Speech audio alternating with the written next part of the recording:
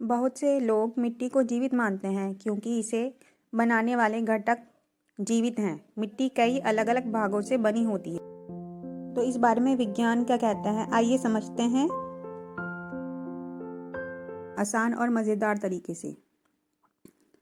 मिट्टी और शरीर में क्या क्या समानताएं हैं। अगर हम अपने शरीर को देखें तो ये कई तत्व से बना है। कार्बन, हाइड्रोजन, नाइट्रोजन, कैल्शियम और फास्फोरस। अब मज़े की बात यह है कि यही तत्व मिट्टी में भी पाए जाते हैं। कार्बन हमारे शरीर में डीएनए, प्रोटीन और ऊर्जा का हिस्सा है। मिट्टी में ये मरे हुए पौधों, पेड़ों की जड़ों और सूक्ष्म जीवों से आता है। ऑक्सीजन और हाइड्रोजन पानी का हिस्सा होते हैं जो मिट्टी और हमारे शरीर दोनों में जीवन बनाए रखते हैं। कैल्शियम और फास्फोरस हमारी हड्डियों में होते हैं और मिट्टी में ये चूना पत्थर और खनिज के रूप में मिलते हैं।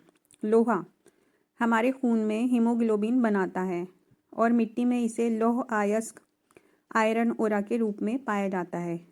यानी जो चीज़ें हमारे शरीर में हैं वही मिट्टी में भी पाई जाती हैं। जिस कार्बन से हमारे शरीर का डीएनए, प्रोटीन और ऊर्जा बनती है वो मिट्टी में दो तरीके से मिला होता है। जैविक कार्बन जो पेड़ों के पत्तों, जड़ें, सड़ी गली चीज़ें और जीवाणु से आता है। अजैविक कार्बन पत्थरों, चट्टानों और वायुमंडल से आने वाला है। जब पत्ते गिरते हैं या कोई जीव मरता है तो वह धीरे धीरे सड़कर मिट्टी में मिल जाता है। इस तरह धरती हर चीज़ को वापस अपने में समा लेती है, ठीक वैसे ही जैसे इंसान मरने के बाद मिट्टी में मिल जाता है। हमने अक्सर सुना है मिट्टी से आए हैं और मिट्टी में ही मिल जाएंगे। ये सिर्फ एक कहावत नहीं बल्कि विज्ञान भी इसे सच मानता है।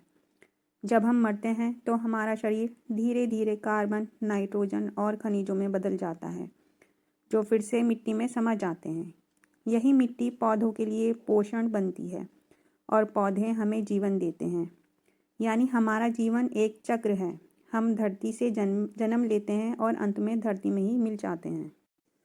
तो दोस्तों, हम सच में मिट्टी से ही बने हैं। हमारा शरीर और मिट्टी दोनों एक ही तरह के तत्वों से बने हैं। तो अगली बार जब आप धरती पर चलें तो सोचिए ये मिट्टी वही है जिससे हम बने हैं और एक दिन इसमें ही मिल जाएंगे। अगर आपको ये वीडियो पसंद आई